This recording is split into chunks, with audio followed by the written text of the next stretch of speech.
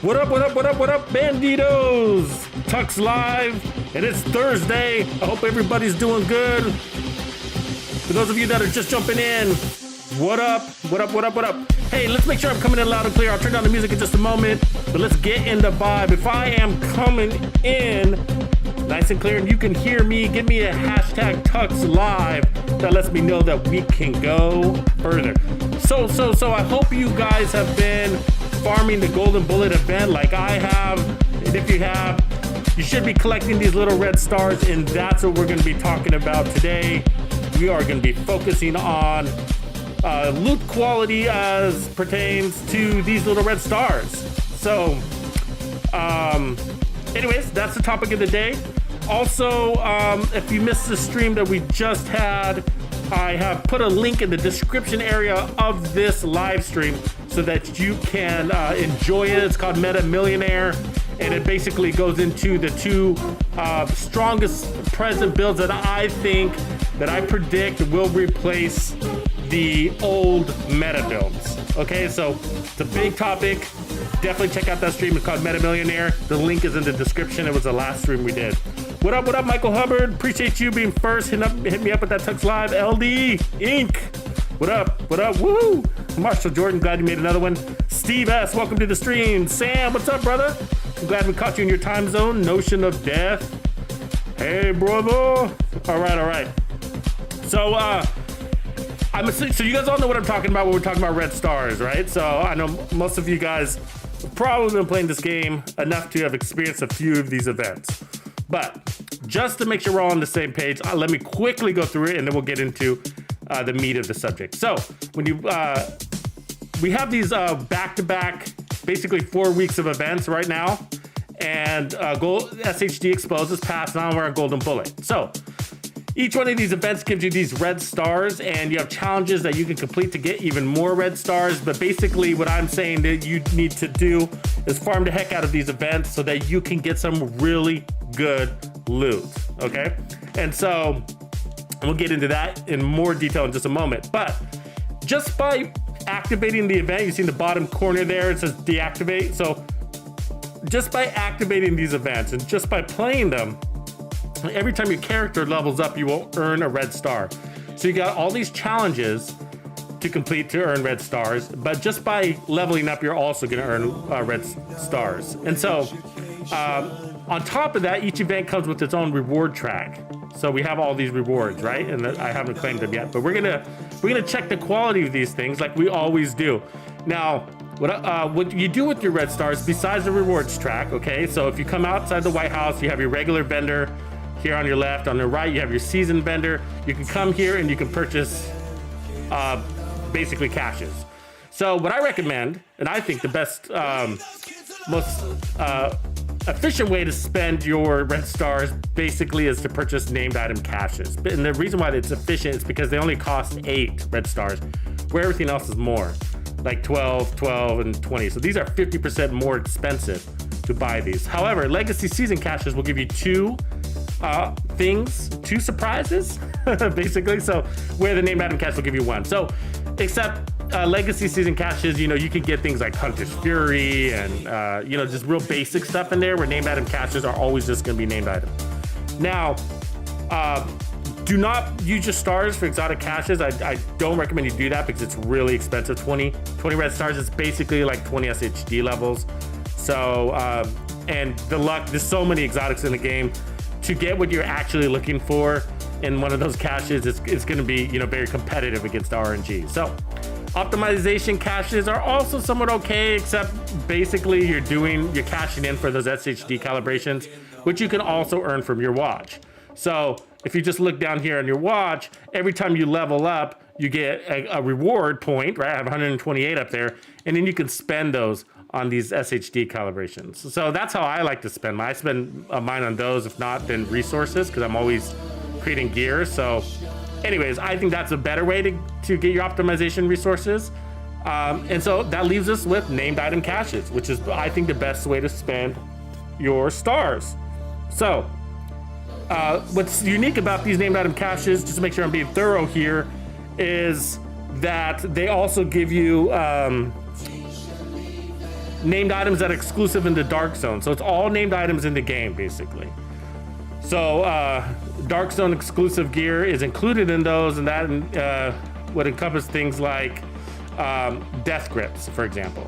Okay, so that's basically what we're going to be checking out. Also, I'll be having this gameplay footage going in between things here, and I want to make sure I at least let you know what you're looking at. But basically, this is the builds that I ran in the Meta Millionaire. So I also have the event turned on, Golden Bullet. So you know, these things, even without the Golden Bullet, are critting over 1 million, and I'm well over 1 million. We're talking like 1.2, 1.3 million crits. And these are the builds that I'm suggesting are going to replace the current metas in the game, and that is definitely arguable. So what up, Typhoon? I'm glad you made it. Glad you made it. Brian 88 Keys, what's up? What's up?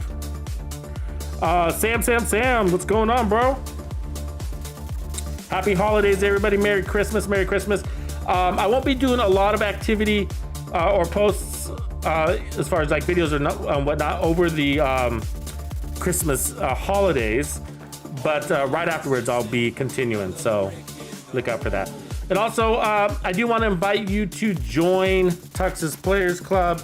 I'm going to drop a link here in the chat if you're not already part of the Players Club, and it'd be great to have you. And you know who's in the Players Club, because they have the skulls of different colors next to their name, like Sam and LD and Biko and Brian. So you can see all their skulls there. So these are members of Tux's Players Club. Now, if you didn't know, I do these classified builds, which are secret builds made just for Tux's Players Club.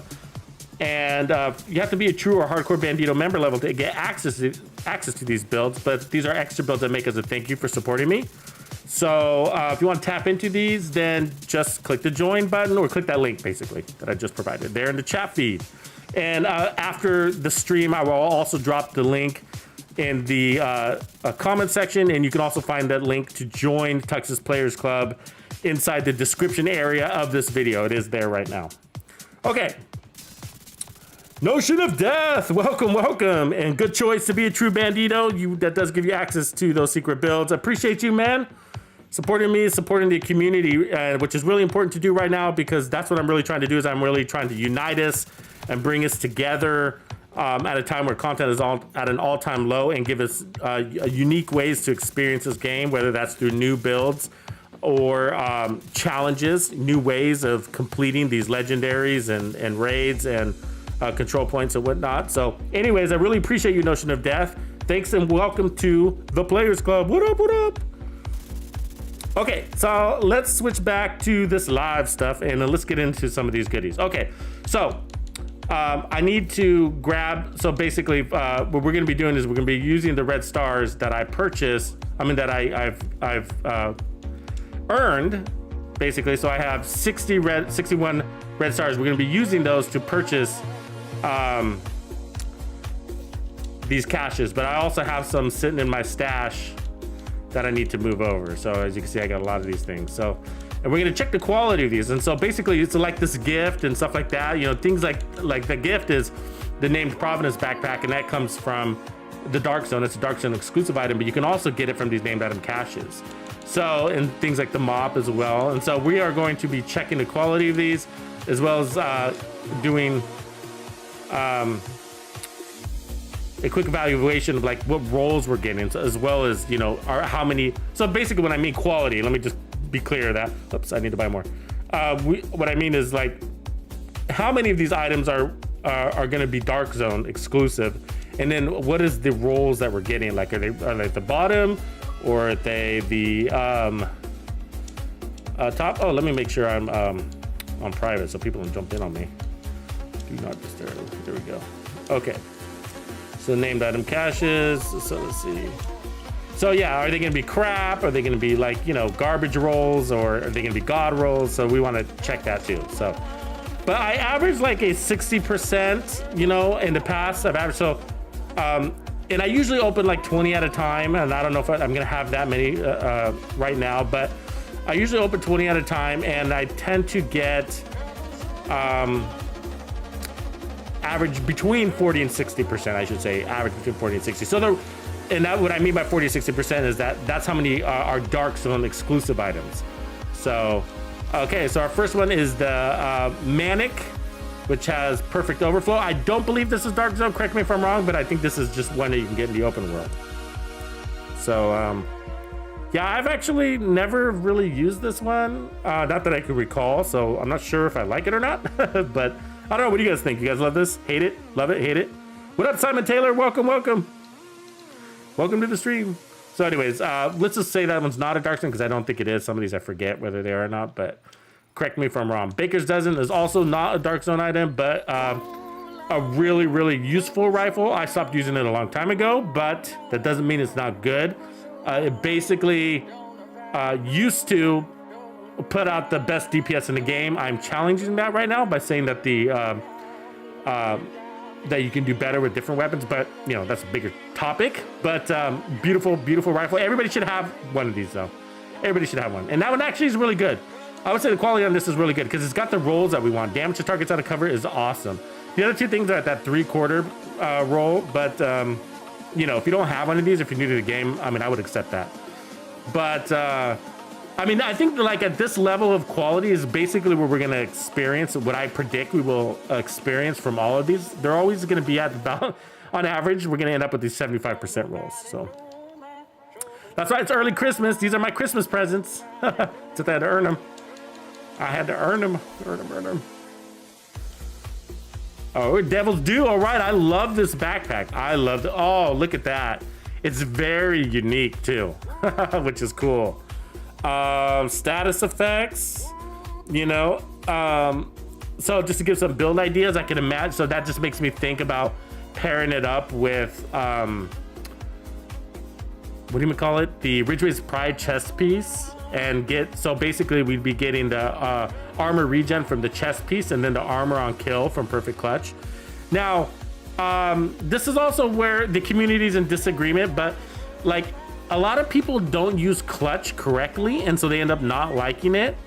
But the clutch has some nuances. So basically it's 100% armor on kill, and it's better suited for all red builds or even all yellow builds, but all red builds basically. So every red core attribute basically makes that armor on kill stronger, come at you faster. And so it's healing by crit, but it's two parts, right? So Perfect Clutch is in 2 parts. 1, if you're below 20% armor, critical hits repaired, 2.5% missing armor up to 20%, okay? So basically, if you drop down to 0, you can get that 20% armor back really fast, okay? And that's constant, there's no cooldown on that. Then there's a whole nother part. Every time, the second paragraph is a whole nother piece to it. So do not confuse the two as one giant thing. They're 2 different things. The second one, anytime you get a kill, all right, you're able to repair your armor up to 100% as long as you're critting, all right? And the capability to get yourself up to 100% depends on how many red cores you have. Anyways, so if you're missing shots, then you're gonna have a bad experience with clutch. If you don't have crit chance, if you don't have high crit chance, then you're gonna have a bad experience with clutch.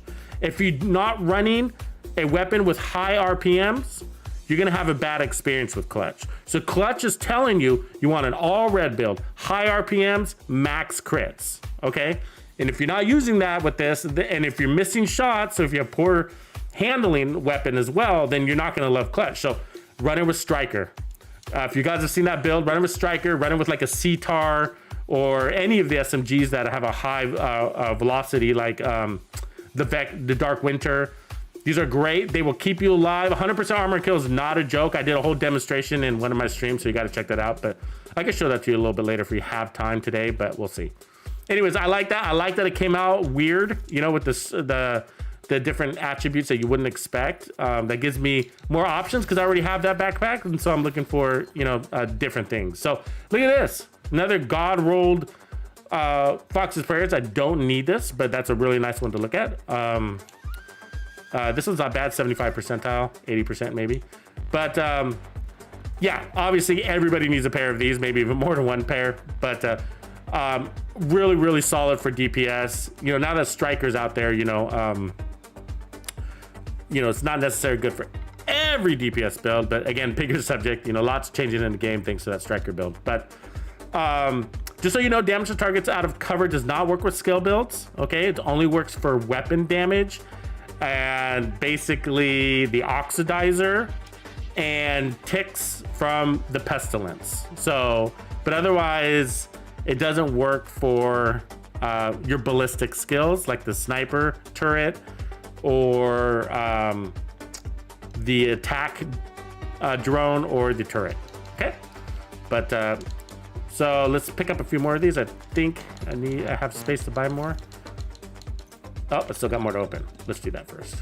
Okay, so all right. So not bad. I'm not disappointed yet. I like that I got that Devil's Due. I usually probably, for me, you know, I got everything in this game, right? So I usually pick up, you know, 2 or 3 things that are keepers, I would call. But again, I'm looking for rare things like this. This is perfect. This is rare, and this would also create a really cool build, right? Because it brings in, I can basically turn this, and that's exactly what I'm gonna do. So I will keep this one as well, but I'm gonna turn it into a skill build. See, because it's got the status effects, and so I'd roll that core attribute probably into a skill tier and run this with the skill build, because the scan and pulse is obviously a skill. And so, and it's got status effects, which means that pulse should last longer. I believe that pulse does apply as a status effect. It should. It is a pulse. So that's really cool. Anyways, this is not a Dark Zone exclusive, so there's that, but it's a unique piece, which I like. This is how so you guys know, this is my secret. This is how I get, if you're wondering how I come up with those really cool builds that you guys enjoy, this is how I do it. I farm these caches, is one way. This is one way to do it. I farm these caches and look for unique pieces like this chest piece, right? So that's how I do it. I'm looking for these unique pieces. Test subject, I already have a bunch of these, but this is an awesome gun. It's a great alternative to the capacitor, so I go back and forth depending on how many skill tiers I have in the build. If I'm running max skill tiers, I use a capacitor. If I'm not running max skill tiers, then I use this.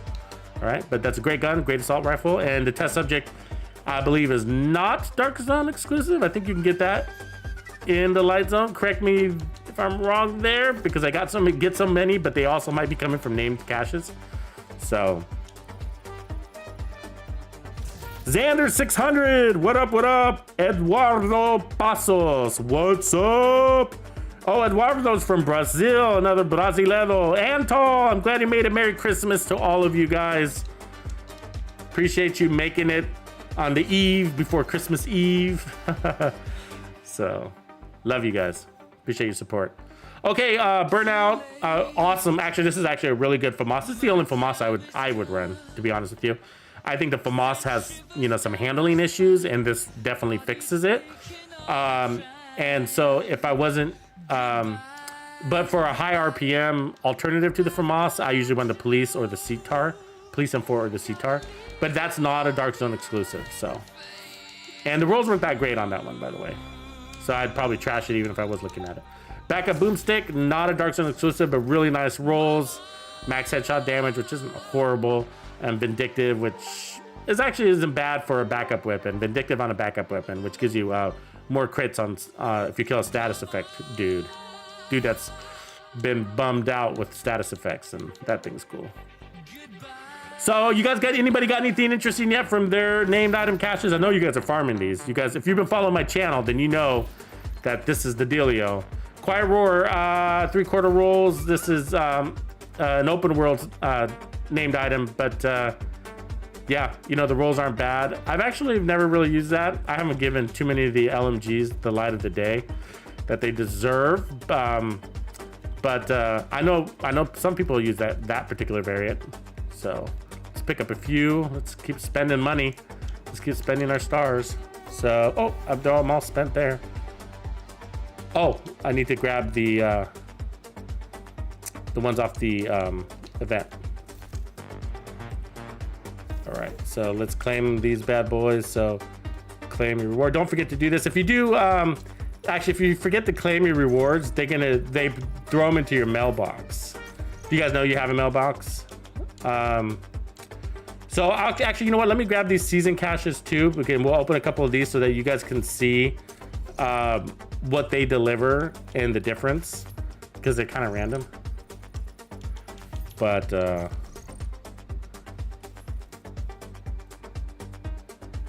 yeah, I know what you mean. Who's that? Simon. He says it's shame it's a scanner pulse, you know, for the mask, the Night Watcher, because if we were able to use the other pulses with that, it'd be pretty badass. I agree with that, totally. So when you go to your stash, there's this little mailbox tab. So if you forget to pick up those caches, if you forget to claim them, they fall in here, and that's how I have so many in here. And I like them to fall in here because it allows me, because sometimes I don't need them right away, things like exotic caches or whatever. So I you know, let them stack up here in case I need them later. And you know, I'm waiting for new exotics so that I can spend all my components, but I've just been trashing them. Unfortunately, it's sad. It's sad to trash all your exotics. I mean, I play solo a lot too, or at least when I get my exotics, I'm never with anybody that I can donate them to, so nobody ever wants them. It's so sad. Okay, let's see what we get here. Swap chain. Cool. Actually, I mean, I have one of these, but look at those rolls. That's pretty good. Hey guys, don't sleep on the swap chain. Actually, it is. Look at, I'm wearing one. You see that? So you want it just like this with damage to targets that covers best. But this is an excellent backup weapon. I did a live stream a couple of weeks ago where I say to definitely use this as your. Well, I did a live stream that went through all the really good backup weapons in the game, and this was definitely one of them. And what's really unique about this is that you can also run the 8x scope, and I'll show this someday. Right now I can't show you here because it won't let me equip weapons, but you can blind fire and basically beam people in the head with the full clip at, like, you know, 30-40 meters out. So that's amazing. It's an amazing weapon. Don't sleep. I slept on it for a long time. I just didn't give it the time of day, but and I always knew it was good. It's really good for the versatile talent on your backpack. So, you know, you could use it there too, because when you swap to it, basically has no reload because it's got 400% handling. Well, look at this. Look at this carnage. Wow, really nice rolls, 100% rolls. So far, I'm impressed with the quality that these are dropping at. That's really good right there. So God roll all the way around. I mean, just shy of that, right? Just shy of triple God rolls. But this is actually a really good LMG. This is the only LMG I like. Not necessarily with Sadist, but you know, this variant. But yeah, this is a good one. Sam says death grips has dropped 2 times now on his end. Yeah, guys. So if you should be farming those death grips, that's a must-have for builds. That's actually what I look for. I always look for variations of death grips. They're my favorite thing to get out of these caches, actually. So fingers crossed. Those and the Emperor's Guard knee pads, I like to get all of those. Okay, so I am out of named items. So we've opened, let's see, 1, 2, 3, 4, 5, 6. And then there's 7, 8, 9, 10, 11. So we opened 11. And out of those, we got, let me delete some things on my gear here. Can I delete things in my gear? I got too much crap. Too much crap to delete. But let's delete this vector because I need to pick up that backpack at the very least. So if you guys don't know, and this has happened to me a few times, but you can lose this stuff, right? It times out. So, but the quality is really good. I'm going to pick up this. I'm going to definitely loot this backpack because I like those. I like that talent, Perfect Clutch. Hey, if you guys didn't know, a little secret about Perfect Clutch, it can your skills will proc it. So if your skills, it says here, like, kills allow you to repair, right? It doesn't say kills from your weapon. So your skills will activate clutch. And then, so your skill can kill somebody. Your skills don't crit, but they can turn it on. So your skills can be getting kills and turn it on for you. And then you're critting with your gun, that will heal you. So your skills can activate it and your gun can heal you. Does that make sense? So, but do keep in mind that the red cores are what make it powerful. So, you know, you do want that to be. on your build to its max potential. But if you're running like a build with like 3 red cores and 3 yellow skill tiers or something like that, you know, that could be interesting too. So let's get this out of the way. It shouldn't be here. Okay, accidentally grab that. Okay, so here's how the legacy caches, and now these cost 12. Okay, so these cost 12 things. So technically, you get 2 for buy 1 get 1 half off. That's basically what it is, right? So, but you're gonna get random things like anything that was in a rewards track in the past is basically what you get. And what I mean is, if we go back to the menu here, so up here in this corner, at the very top right corner, it says rewards track. So this is the season 7 rewards track. So basically anything that was on the top row can come in this cache. That's gear related. That's gear. So like that, let's find an actual item here. Like these knee pads. Oh, these are all blueprints, but we gotta go further back apparently. Let's get out of the more blueprints. Let's go all the way back. So assault rifle blueprint. Listen, it's all blueprints, right? There we go. So like this rigger set, rigger gloves, empress, a rigger mask. So all these things can actually come into these legacy caches. So great if you're looking for something there, but it's really, again, the stats are against you because there's so many seasons and so many things that were in there. But you can get dark zone things in there as well, like the dark winter was part of a season track, and so that's possible to get here. And we got the test subject, as you can see. It's actually a really good chess piece, to be honest with you, because striker, the striker chess piece is, in my opinion, best in slot when you're running a striker gear build. So let's see. Let's open up another one of these legacy caches. But the quality is really, I think you should expect the same quality as we're getting out of the named items. So. You know, that 3/4 roll. So rigor, skill damage, just not bad. The mop, that's a really nice mop with armor on kill, damage to armor, and then shotgun. It's not for me because it came with ranger, and then I'd have to spend the resources to get everything up. But it's not horrible. I mean, you could swap out ranger, and then you'd have to optimize everything. It'd just be expensive. So.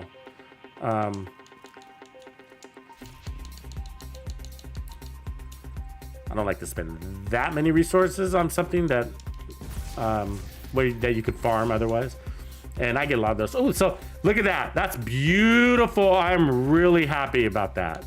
That's lucky right there. You guys see that? Okay, so system corruption. Okay, there's only 2 ways to get system corruption in this game. And 2.5 ways. All right? 2.5. What up, Eclipse? So system corruption only is a Dark Zone exclusive gear set, so you can only get this in the Dark Zone. Okay, you cannot get this from named item caches because it's not a named item.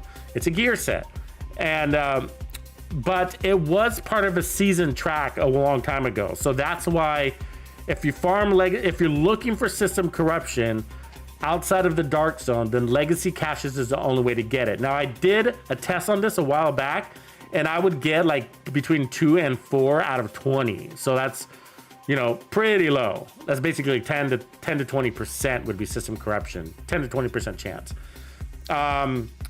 And the statistical relevance of that test is really low as well, because, you know, you really would have to open hundreds to get real solid stats. So, you know, that's just an estimation. But this is really cool because normally it drops with that armor core. So I'd actually roll that into a weapon damage core and then pull armor from other places. But you do want some armor on these system corruption builds because, you know, the perk is based on bonus armor, and you need some armor on that bonus armor. You need some armor on your build to make that bonus armor worth it. But yeah, this is a great backpack. This is a great backpack. I often don't run a 4-piece system corruption set, mostly because I do a lot of PvE builds. But I think system corruption is just really good for the Dark Zone. But outside the Dark Zone, I'm not a big fan of it as a 4-piece, but I do use the 2 pieces a lot. So I did create a classified build for the Bandidos, the Players Club, that actually was a legendary, it's a very rare legendary, solo legendary build that gives you 45% armor on kill, and I used 2 pieces of system corruption to make that happen. Welcome, David Reed. I appreciate you, man. Welcome for joining Tux's Players Club. Woo! All right. And you picked a great level too, True Bandido. So for those of you that don't know, I got to say that classified builds are secret builds made for just for Tux's Players Club, like the one I just mentioned. And David Reed, he's a true Bandido, so he gets access to these as well as hardcore Bandido member levels. And again, these are extra builds that I make as a thank you to you guys for supporting me and the channel, and therefore the community, because that's what I do, is I try to build the community. I create builds and you know, bring everybody together. So that's what I do. But if you want to tap into these secret builds, just like David Reed did, then you can hit the join button below this video. There's links in the description area. There's links in the feed. And you know, I'll drop one right here in the chat as well. But thank you, David Reed. I appreciate you, man. Thank you for your support. Merry Christmas. Merry Christmas to all. Yeah, and this Empress chest or backpack, excuse me. I actually don't use this one a lot, and it's not horrible. It's not. I mean, when these first came out, people created builds for them, and they were doing what they say they do. But I just like other talents. But the rolls on it are really good. I mean, I just swap out that Hasbro for a crit. I might keep that one, just to come up with a build for you guys. But yeah, if anybody spies any good build ideas out of these, just let me know. Let us know if you got some ideas. Ooh, okay, you can be happy. You can be happy. So, Door Kicker's Knock. Okay, so this is a Dark Zone exclusive that just came out of the named item cache, which means it was part of a rewards track at one point. I don't remember which season that was, but it's a Grupo chest piece with perfect spark, and damaging enemies with a skill increases total weapon damage by 15% for 20 seconds. So I think basically what it does is it gives you a longer duration of that damage. So I think it must be 15 seconds. Does anybody know off the top of their head? And then there's the Surge, which is a light zone item, but let's take a look. I'm gonna have to go over to the library to see what the non-perfect version is, unless somebody knows off the top of their head. But Simon Taylor is asking, how do we run a system corruption? Such a strange build to get. I'm assuming for okay, in the Dark Zone, run system corruption as a 4-piece. It's just run the set just as it is, you know. It's basically like an adrenaline rush intimidate concept. It's just it has some unique things about it. You can basically trigger it by it doesn't have it replaces your armor kits basically. So with an activation button. Okay, yeah. So 15. So Spark, the normal version, so the non-perfect Spark gives you 15% weapon damage for 15 seconds, and the perfect version gives you 15% weapon damage for 20 seconds. So, but I don't think it really matters because there's not a cooldown on that thing. So the perfect version and the non-perfect version is, you know, the perfect version isn't that special because it's saying, I think most people are going to use turrets with this, right? Damaging enemies with the skill increases total weapon damage by 50%. So if you're going to run turrets and drones, then it's always going to be on, right? So if you're going to use something like, you know, like the bombardier drone, you know, dropping bombs on somebody where you have a cooldown that's a long time, or maybe a sticky bomb, then okay. And I think if you're that kind of player, you're probably, you know, that's maybe Dark Zone interesting for you for dark PvP builds. But for PvE, if you're going to be using drones and turrets, you know, the non-perfect version is fine. And this one isn't awesome. It's got status effects and weapon handling. The rolls are decent, but you know, I'm not sure I would get anything out of either of those stats per se. Not that they're horrible stats, but if I'm looking to make a hybrid build, those aren't going to help me min-max things too much. They're outside of what I need. So, but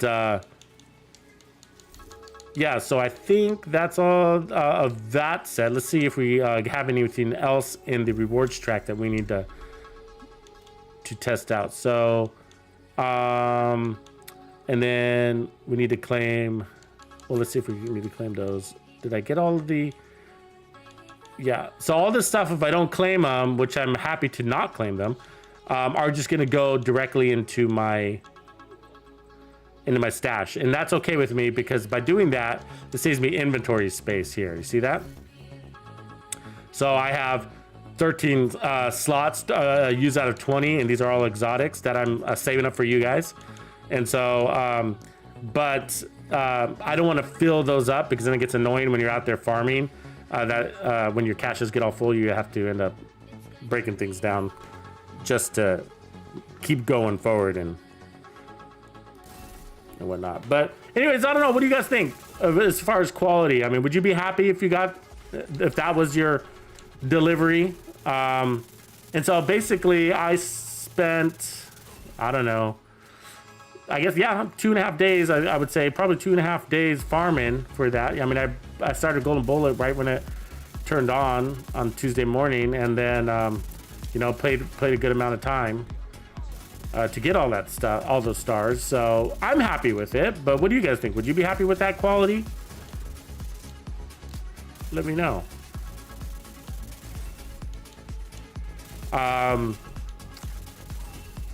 Compared to, you know, do you guys go into the dark zone?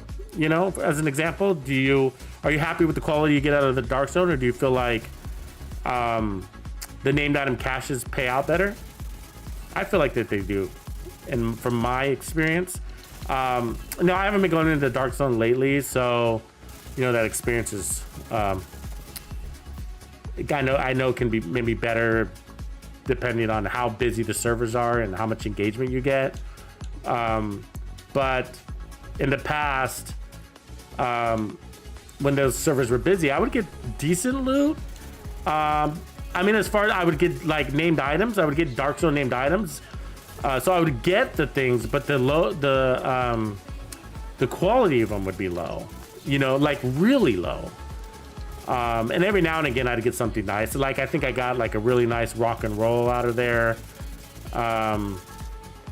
But, oh gosh, I don't know. I mean, I can't think of anything that I've been really proud of pulling out of the dark zone. Most stuff has been like, you know, oh, okay. I mean, exotics, whatever, but I don't know. That's more of a thrill thing than anything. It would always be like the knee pads and the pestilence, you know, it would always be those two things dropping in the dark zone. But Ellie says the disease is plague. Wick the Swede, you're still not getting those Emperor's Guard. Yeah, I didn't get them to this round either. And unfortunately, it's probably gonna be the end of this event for me. I had a lot of fun playing this event. But you know, with Christmas and everything, like, I don't think I can be able to farm it over the next couple of days. So that sucks, right? So, and the next event is going to be, looking it up as we talk. Well, the next one's actually Reanimated. Okay, that's good. So on Tuesday is Reanimated. Hey, listen, guys, don't forget to spend your red stars, okay? Don't wait till the last minute too much. So, like, I like to wait till the last minute, like, literally. And then this last Tuesday, I forgot to spend all of my things, and I farmed the heck out of SHD Exposed. I mean, I had, like, I can't remember exactly, but it was over 40 red stars, and I didn't cash any of them in, and I lost them all because I forgot. So don't be like me.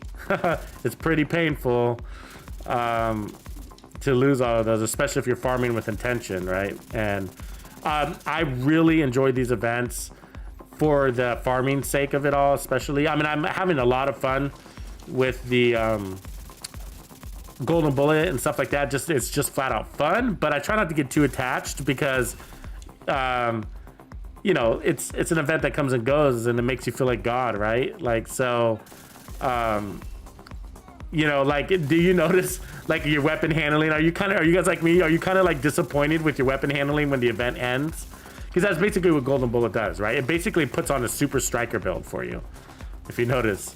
And yeah, I kind of like, when the event goes away, I'm sort of like, oh man, life sucks. You know? I don't know. Is anybody else like that?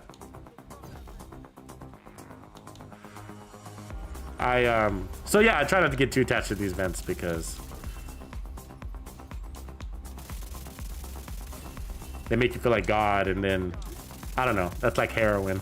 They're like heroin. Yeah, basically.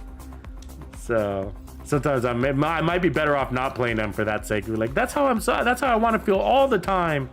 You know what I mean? Do you guys want to feel that powerful all the time? But you know what I was saying in the stream the other day was that, you know, for those of you guys that are out there, you know, playing like the meta builds with like the baker's dozen, and I mean, it sort of gives you a taste of what good high RPMs and good accuracy can do for your build, you know, and that's what Striker does, right? And so Striker's a really good set. I think it adds a lot to a lot of builds, and if you want to feel godly, you know, run a Striker build. Run it with the chest piece instead of glass cannon, and that's my go-to build right now. And I let me just show you that build, actually, the one you're seeing in the game right now that I'm running.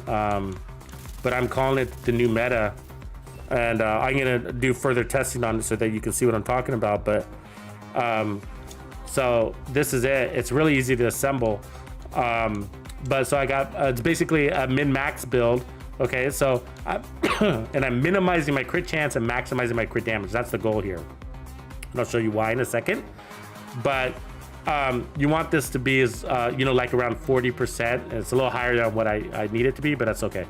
And then 144 crit damage. So these numbers are actually going to be 60% and basically 200%. So when Adaptive Instincts kicks on this thing, right, it's going to give you 20% crit chance and 50% crit damage. So that's where those numbers come from. On top of that, you're going to get 90% weapon damage. That's like another 6 red cores, another 6 red weapon damage cores, right? So I have 6 here. That chameleon is going to give me another 6. So I'm running 12 red weapon damage cores using Adaptive Instincts, okay?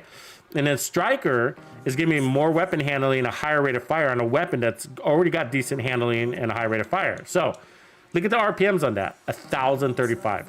That's insane. On top of the crit chance, on top of the weapon damage, all right? Then Striker with this chest piece is going to give me a whole 100 stacks. So each one of those stacks is 0.5% of amplified damage. So that's up to 50%. Am I saying that right? Yeah, 50% amplified damage. Okay, 50% amplified damage. So with the 1,035 RPM and with the elevated weapon handling from Striker, it's really easy to get those stacks. Very easy to get those stacks. So keep that in mind. And then, yeah, I got basically everything else crit damaged out here. And then I'm running the Memento. Now, as far as like what the damages are out, I still haven't gotten full peak, but I've seen a crit at 1.2, 1.25, somewhere around there. So I still do need to do some more testing to see what it's going to peak out at. Like when you snatch up one trophy and you got all your stacks on, that's the number I want to demonstrate how strong it is. Because this build, the way it's set up, is to get you out of cover at least for a long enough time to snag your trophy. And as you can see in the gameplay footage, and obviously this is as golden bullet, so you know, in between the golden bullets, but there'll be a moment here that comes up in this dogfight that I have right now where I'm basically on the last leg of life and I go toe to toe with the boss, and he has golden bullet and I do not, and I out DPS him. It's pretty amazing with this build. And we're gonna see that in just a moment, so I'll be sure to call it out. Unless I already missed it. I don't think I did. Let's see, defend the control point. Maybe. We'll see here in a second though. But you guys been trying. What do you guys think about the new? I know you guys are all out there using the Striker. You happy with it? You think it's performing? Maybe like it always should have, Ben. But it's a lot of fun to use. I actually, you know what's funny is I'm using it. I used it yesterday or last couple of days with the Golden Bullet event, and today I was using a hybrid skill build, a new one that I'm creating for you guys, by the way. So Players Club, look out. I got a new one for you, and it's hot. It's hot, and I'll tell you more about that in a second. But this build allowed me to clear content faster. Allowed me to move around faster, and that's because the DPS is just flat out really high. Okay, so here I think this is where it happens. I think I lose I get hit hard. Watch me out DPS this boss. Okay, look, so I'm out of life. Look, I'm dead. I'm on fire. Watch this part. Pay attention. I'm on fire. No golden bullet. Boss is on me. And that's survivability. Now I have the golden bullet. I stole it from him, right? But that's survivability. That's beautiful DPS. That's what you're looking for in a build. That moment, you know, that's what you call like clutch builds, right? Not literally the talent. Not literally. Actually, the talent would have helped me there. As long as I was critting on him, which I was, I would have healed, right? So clutch would have worked there. With that aside, that's a clutch build. This is a clutch build, right? It saves your life in those moments when you need it to. And that's because the time to kill is so fast. Without the golden bullet, the time to kill on this thing is so fast. 1,035 RPMs, critting at 1.2 million, you know, to the head, of course. And that's with some amazing accuracy. It's just a great build, you know. So, and you know, I got 1 armor core, so it's not weak either. Get the bonus armor. I get the armor regen. And then I'm running gunner for it comes with for that 10% armor on kill on top of that, which is really good. And it's good because I mean I'm a fan of having 20% armor on kill, but because we're killing so much and so often, 10% actually allows you to move around a lot and get out of cover and play on playa kind of thing. You know what I mean? So Eclipse says, meh, I do prefer the original Striker from Dev 1. You know, maybe I just don't remember the original Striker from Division 1. You know, my experience with Division 1 is really interesting, is that I stopped playing Division 1. I got bored of it, you know, and this was before they made a lot of like patch up and big updates. And I got bored of it. I had fun. I loved it. I loved the experience and the atmosphere that they had brought to the game. But it just kind of got boring. I just kind of stopped playing and then moved on to other games. I think Battlefield 4. I think was at that time. I can't remember exactly, but I think that's what I moved on to. And then when I came back to the Division, it was for the Division 2. So I never played Survival. I never played, you know, whatever update they came up with to and new gear sets and patches or anything like that. I can't remember exactly when I left, but I played long enough to you know, become a Division player, I guess. But then I got bored and I was like, okay, moved on.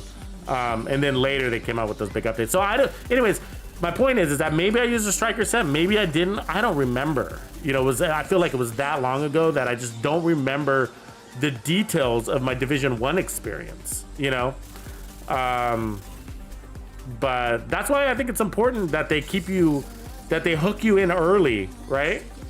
And then keep you going along the way. And I feel like the Division 2 did a good job about that. I think they were a little faster to deliver on their DLCs and, you know, raids and stuff like that. So, and then obviously we hit the slump, right? The slump came later, but I don't think that's all of Massive's fault. Just, you know, not to get into game politics too much, but, you know, COVID did do its thing and is still doing its thing. And I think, you know, the delays, you know, the delays from February, a lot of that I do believe is coming from the new COVID variant. I think it's just slaughtering Europe. How many of you guys are coming in from Europe? Or how many of you guys are coming in from a zone that's where either has been locked down or they're talking about locking down for COVID again? What's good, Dempsey? How are you, brother? I'm glad you made it, man. We were just checking the quality of these caches. I've been farming these events like Golden Bullet, obviously, and then the one before, which was SHD Exposed. And I do that so that I can get those named items and hopefully come up with some new builds for you. But that's how I get a lot of these really creative builds for you guys. I hope for unique roles to come on those items. So like I have the Death Grips, I have the Hollow Man Mask, I have the Emperor's Guard, I got multiple variations. But what I'm looking for are ones that are unique. Maybe, you know, like Death Grips with skill damage. I already have those, but when I got the Death Grips with skill damage already on them, I was like, yes. When I got the Hollow Man Mask with skill damage already on it, I was like, yes. And then, you know, so on and so forth, because it allows me to come up with some creative builds to complement, you know, hybrid concepts. You know, you can build around a single item like that. So, and you know, and I guess that's sort of what I'm trying to teach you guys here. It's not just to farm, but that, you know, that to kind of recognize a really unique item when you see it, you know, because sometimes they're diamonds in the rough, so to speak, right? They're like, for example, you might like, I'm sure you guys all have a Bellstone, you know, glove with max armor, crit chance, and crit damage all maxed out, right? But if you got one with crit chance, if you got a Bellstone glove with crit chance and crit damage already on it, right, that's a diamond. And the reason why it's a diamond, because you can re-roll. I mean, just look at his payout cover with this build, guys. I mean, oof. Keep in mind, gold bullets on, but still, it's just amazing. It's an amazing build. But so that Bellstone piece with crit chance and crit damage already on it is one of the best pieces you can get in the game. And I think I might have one on my character right now. So let me see, and I'll give you a visual here and why that is. See if I have it on my character. Yeah, I do. Okay. So, switching over here. So on my character right now, so look at this Bellstone. So this is a diamond in the rough. So it's got crit chance, crit damage. I've been meaning to optimize. I just haven't got around to it. But you see, Bellstone normally comes with armor, but this allows me to get create a like if this was going to be my build, and the sweet spot is typically 1.1 million armor, right? That's where most of you like to roll, and I totally agree with that. Looking for another Bellstone here. Hold on a second. You'll see what I mean. Cool. So the thing is like the memento for running gun builds is really advantageous, right? It gives us weapon damage, armor core, skill tier, but also when you pick up those trophies, you get bonus armor and weapon damage. Okay, cool. So if you have 6 red cores, when you pick up that trophy, you're gonna get 30% weapon damage. Are you following me here? So if you run a bunch of Bellstone with armor, then it's gonna diminish that return. So if you're able to create a build like this, and obviously you're not gonna run 2-piece striker, but let me just throw on like a Cheska, right? Like a Cheska, and then you know, you can put whatever down here. Find something that makes a little bit of sense on the fly.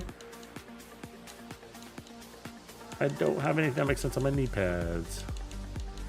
So here's another one. See that? Explosive resistance, crit damage, weapon handling, crit chance. So I'm saving both of these because I'm going to roll those into weapon damage cores. So make them red.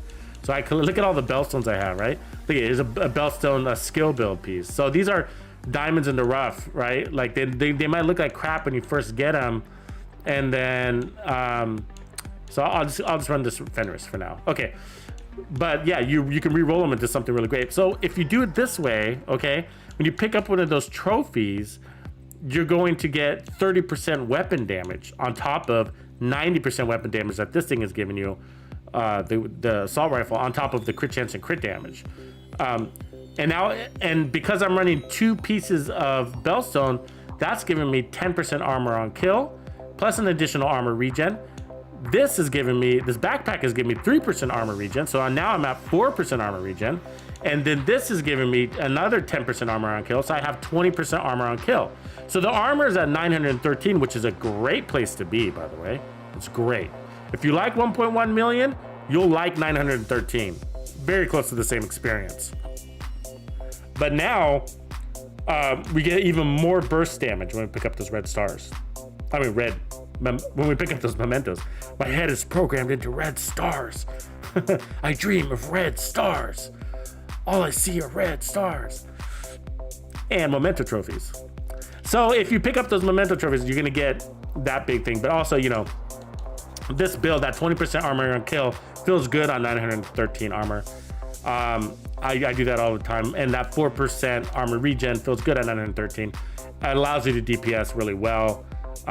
Because if you remember that discussion I had the other day about time to kill, it was that build video I published on I think it was Wednesday morning, but where we talked about one of the biggest things to your survivability is time to kill. That's really important. It's the biggest chunk of your survivability is time to kill. And so but if you can pair up time to kill with, if you can pair up fast time to kill with fast time to heal, then you're gonna feel like God. And that's what this build that you're looking at does. Okay, fast time to kill, fast time to kill, fast time to heal, fast time to kill. And that's because armor on kill is the best heals in the game, right? If you can take advantage of it all the time, then you're gonna play out of cover more, clear content faster. You're gonna have more fun. It'll be more exhilarating of an experience, all right? So what do you guys think? What do you guys think? You guys get what I'm talking about there? So how many of you guys collect, let me ask this question. How many of you guys are psychos like me and just collect Bellstone pieces? So, which reminds me, if you're looking for good Bellstone, West Potomac Park all day. That's what I've farmed all day today, by the way.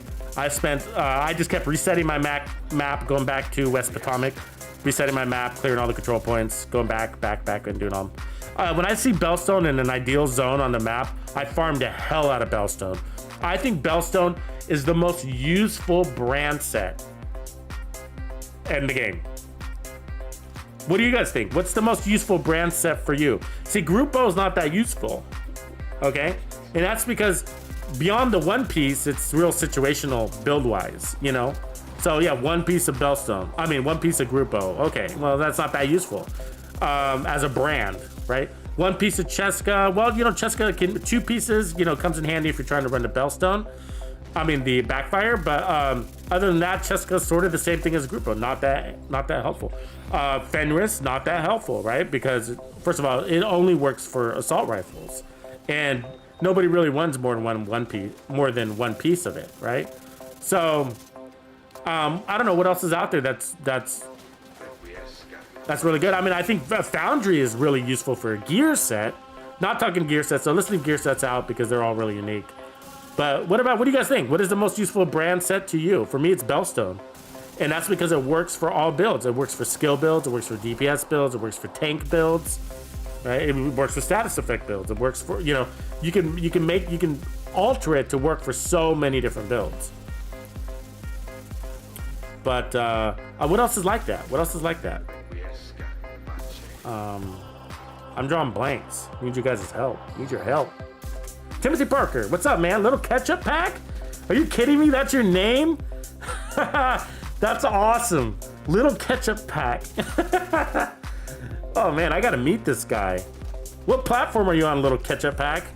Oh, that's a funny name. I love it when you guys come up with those funny little names like that, man. Some of you are really creative. I got TuxedoBandido. I got that. But Little Ketchup Pack, I didn't think of that one.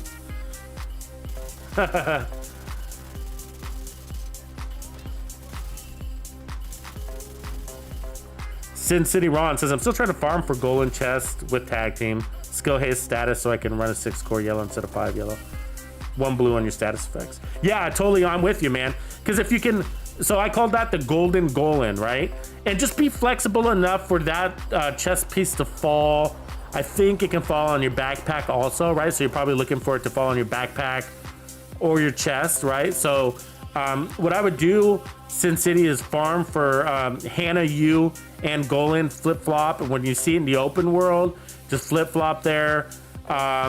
You know, so because it could be either one of those, right? So you can put Golan on your back or Golan on your chest, and as long as Hannah is the other piece there to max that build out. But if you're able to get all 6 skill tiers on the build itself, then that allows you to run Survivalist, which gives your team more damage to status affected targets, and it also gives you a 10% more skill haste if you are playing from cover. So that's the big advantage, and that's why you try to do that. And then we don't normally want the Golan to be on the mask. That's because it gives us the option to have the Vile mask, right? That's probably what you're gonna do too, I imagine. But you don't have to run the Vile mask. If you're a purist and you want to do pure status effect build, then don't do the Vile mask. You actually can get faster cooldowns without the Vile mask, because the Vile mask is your status effects and hazard protection, and then there's no brand attribute, right? So you can get 20% more skill haste out of another mask, such as the chill out mask, as I demonstrated in the chill out build video from Saturday. So if you guys want to see some cool chill out builds, then check out this live stream from Saturday. It's called chill out build variations. And I show you kind of like how to run the chill out mask and what builds are ideal for it, because it is not best in slot. It is situationally best in slot depending on the build itself. Basically, there's basically two rules to it, right? Two conditions to the chill out mask on whether you want to run it. Condition one for the chill out mask. Do you want to exploit a statistic or an attribute that is available as a mod, like crit chance, skill haste, skill duration, repair skills, incoming repairs? That's the first condition for it to be an option. So by meeting that condition, it becomes an option. Condition two, if that same attribute that you want to exploit is available on a brand, then your build must be utilizing it somewhere on the build other than the mask. That is condition two. So for example, if you want to do incoming repair / repair skills exploit, then you want to have Alp Summit on your chest, R&K on your backpack, and then you can run the chill out mask in addition to that. So that, you know, that's an example. Now the crit builds are difficult. It's possible to utilize a crit build, but the only time it makes sense to use the chill out mask for a max crit build is if you're running the memento. I've kind of narrowed it down to that, and that's because well, it's more than that, right? It's the memento. You have to have Grupo and you have to have Cheska. Okay, so already on your build. Now, if you run Grupo on your chest and then Cheska on your backpack, then you can just run the Coyotes mask. That's going to be better, right? And the reason why I say the memento is part of the equation because you can't run two exotics. So if you're going to run a memento, then you can't run the Coyotes mask. So if you have a Grupo on your chest and then Cheska on your gloves, then it makes sense to run the chill out mask. So anyways, so just think it through. Just always think about, you know, when you're going to put on that chill out mask, if there's a better option out there, and you'll be all right. You'll be all right. So Xander 600. I got all 4 characters full. One all be yellow, one blue, one is all reds, and the main character. That's an interesting way to sort through your gear. I like that idea. Yeah, you know, I only have 3 characters. I've been sort of totally delaying on creating that 4th. I need to do it though. I can really use the stash space. But I decided to dedicate my 2nd character to just doing raids. So I had a hard time joining my clan for raids because I'm always working on builds, right? And I'll be working on 5 or 6 builds at the same time. So my inventory is always full, and so is my my slots, my build slots. What do we call those? You know, where you save your builds. And loadouts. My loadout slots are always full as well. So so when I get invited to a raid, I was like, oh, I don't have any of my raid builds on me, and it would take me an hour to sort through all my crap. And some of my crap's on my other character for raids. So it's like, oh. So I decided to finally all my characters were mules, and I decided to dedicate my 2nd character just raids. So that's basically what she is. 3/4 raid, and then 25% mule. That's what she has. And then my 3rd character is all mule. So all he does is carry gear for me, as well as you know, those experience points that I can spend on resources. So extra characters are really good for resource farming, basically. And then I need to create that 4th character because I'm still getting stacked on full inventories and stash space, and that's annoying, really annoying.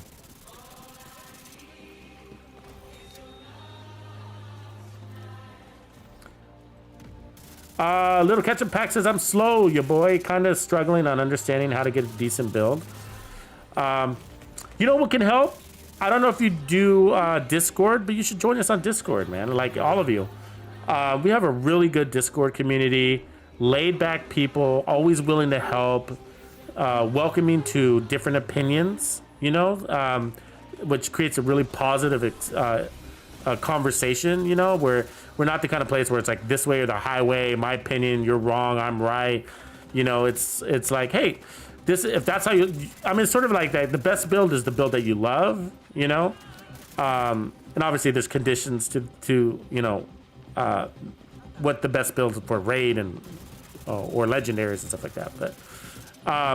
But you know, anyways, it's a good environment. So if you're looking to learn, you know, you post up your build and you can ask the community, what would you do to make this build better, and people will give you opinions, right? Or if you want to ask, like, hey, can somebody give me what's a good build for a newbie, then you'll get different opinions. And you know, we'll ask you questions like, you know, well, what do you want to do? Do you want to play out of cover? Do you want to be do you want to kill fast and hard, or whatever, you know, whatever your options are. You want to be the perfect wingman, you know, and support the DPS build. So there's lots of things, you know, that will ask you to help you find your way. But yeah, we got channels on Discord, basically chat channels that are dedicated just to builds. And so if it's a build connoisseur's dream. So if you guys want to, if you love talking about builds and sharing your builds or sharing your opinion on builds, then we would love to have you on Discord. Latina's dropping links. It's free, doesn't cost anything. So, you know, and if you're not familiar with Discord, it's a social media. All it is social media a platform software for video gamers. And it's just like the chat that you're in now, basically.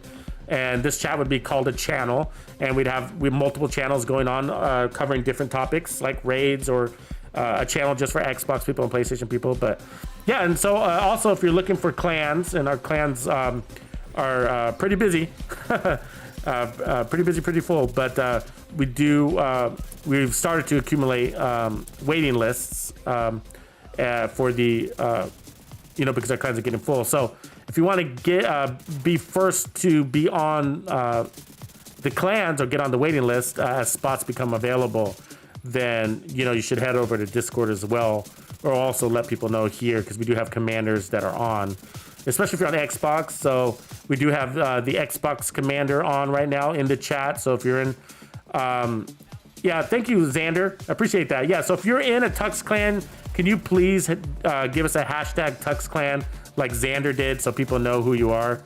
And just so you guys know the difference, so if you're the Players Club, Tux's Players Club members, okay, those are the guys with the little skulls next to their name, but they're not necessarily in the Tux clans. They might be in different clans or whatever. So Tux clan people will have to indicate that they're in the clan by letting us know with the hashtag Tux clan. And if you're interested in joining one of the Tux clans, just let them know. They'll probably need your gamer ID or ask you to jump in over at Discord. That's what I urge you to do.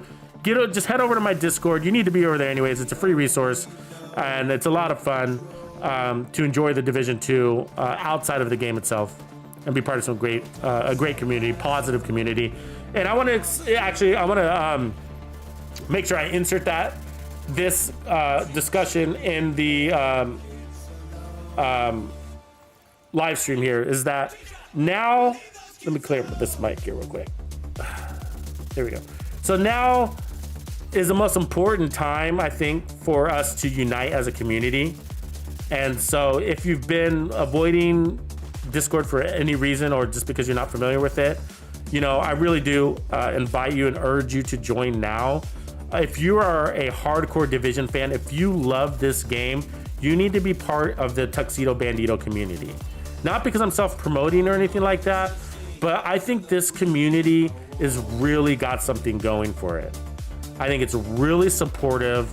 And these aren't a bunch of fanboys, you know, all doing, you know, the Tux way or the highway kind of thing. That is not the kind of community I'm running. I know that some other Discords, some other YouTube content creators can be a little bit that way, and I understand why they would want to and why people appreciate that, but that's not how I do it. I like different opinions. I like this, you know, we might agree to disagree. That's okay, you know, but more important than any of that junk is that we unite and that we stay together as a community, in that we bring the game onto these other platforms like Discord, and that we continue the Division 2 experience over there as well. All right, because what happens is friendships happens, ideas happens, build things happens. It creates more experiences, right? Outside of what the developers are delivering us. We need to be a little bit more independent of the developers right now. Now, I agree we need new content. I'm excited for it. I was disappointed that we got the delay announcement for February's content. More than anything, I was looking forward to that. It's gonna come. We just don't have a hard date on it yet, right? But it is what it is, you know. So, but I love this game. I'm playing other games as well. I do play Battlefield, but that game doesn't stand up to the Division 2. It just doesn't. It's fun, you know. I'm a Battlefield fan. I love Battlefield, you know. But it is not the Division 2. The atmosphere to this game is absolutely unique, you know. And so, you know, so we need to unite. We need to come together. And same with the clans. And so I'm saying this to my own clan leaders, is that, you know, raids are cool. And I realized, like, when in the peak of the game that, you know, the clans were mostly about raiding, and that you could get really exclusive and say, oh, you got to have raid experience and 100 raid clears or before you can join that clan. Okay, you know, there was so many people in the game that, you know, you had to be a little bit exclusive. Otherwise you just get overrun, right? And then the quality of your clans would drop or whatever. But now it's a little bit different. I think the raids should really be secondary to clans. I think they're an important part of clans. Of course, that's why a lot of people join clans. It's because they want to get into raids and they can't otherwise do it outside of a clan. It's a little harder, right? But I think clans right now are serving a higher purpose, a more important purpose. Clans are now serving a way to just flat out play with other people. That basic element, some people struggle with. Now, I don't struggle with it, and that's because I never need to random search. So, but I see comments in my channel where people saying, hey, is there something wrong with the game? I've been matchmaking all day and I can't get anybody to jump in on me. And I don't think those are glitches, guys. Those aren't glitches. I just think we get these lulls in the game, these highs and these lows, depending on where we are in the seasons and whatever. And right now, you know, I realize that, you know, if you're trying to farm in the summer or whatever, you know, you might have a hard time matchmaking, because if people know what they're doing, then they're going to be farming the shit out of control points right now, because you're going to get more XP faster by farming control points with Golden Bullet, right? So, yeah, and same with legendaries. You sort of, like, if your goal is to farm red stars right now, then you need to stay away from legendary content, okay? Because it's just, you're not going to clear, you're not going to get enough XP. You're going to be disappointed by how many red stars you get out of that. So, you know, stay away from legendary content. And I'm a legendary guy, so don't get me wrong. I love legendary, but if your goal is to farm red stars, just avoid it right now. So that's the most important thing I think that the clans are serving right now, is just uniting the community. Okay, so anyways, if you want to hook up with our clans, you know, there may or may not be a waiting list, you know, through the holidays and stuff like that, because we're in a holiday right now, so just keep that in mind. And each clan is at a different place, and the commanders, you know, are managing the quality of the clan. So I'm not the dictator on, you know, what each individual clan is doing, right? But what I do encourage is that our clans focus on uniting the community, not being exclusive, but being inclusive, okay? So it's not about raiding, it's about grouping up and socializing and maintaining a community that is otherwise fragmented right now. The community is very fragmented, all right? But this is a community, I can say, that does not say the game is dead, right? And so if you think the game is dead, then head over to my Discord for sure, and you will learn something new. Head over to my Discord. So, I mean, our Discord is growing at a rate of like 25, 30, 40 people a day, you know, so it just depends on the day. And when I do live streams or whatever, because I think that really helps and create awareness to our Discord. But we're growing a lot, right? And that also puts pressure on our clans, because then people want to join the clans, and you know, we have to be careful on how fast we grow, but you know, but still we grow. So anyways, that's my little spiel. But what I wanted to, as we kind of go into the holidays, I think it's important to share that with the entire community. And I'll repeat that message in future content, that now is the time that we come together, right? And that we embrace different ideas, people from different parts of the world. In this live stream, we got guys from the Netherlands, we got guys from the UK, we got guys from the Australia, the United States, Canada, Brazil, you know, so there's people from all over the world just in this chat. And we need to come together right now in the game. And so do things like, and like if you're a clan leader, if you're leading your own clan or if you're part of a clan, then I encourage you to look into developing challenges, you know? So I do the challenges from time to time, as you guys are aware, the Mission Impossible challenges, but don't wait for Tux to come up with the challenges, come up with your own challenges, right? Hey, let's do a raid with all skill builds, or let's do an all purple raid, or, you know, like that one clan that did, that content leader that I can't remember who it was, but he did the raid with the Slayer snowball gun, or how I did it, like me and a couple of buddies got together and did a heroic mission with only using the Slayer and Riot Foam. And so, you know, come up with your own challenges, and that will open up a whole world. Like doing a raid, doing a district union arena backwards, or doing it with a not full group or something like that, right? There's so many different challenges you can do, but you need to organize them, and I think that will spark some energy into your clan, whatever clan that you're running with, right? So take it upon yourself to do that and sort of make it a thing, or talk to your clan leader and say, hey, let's do something else besides just the raid. I mean, right? Like, otherwise you're just gonna lose players, man. You guys are gonna lose your clans. Clans are dying right now. You have no idea. I'm just ask the clan leaders, right? The guys that are in here, they can second this. But there's so many requests that we get, be like, hey, can I join you guys' clans? My clan's dying. My clan's dead.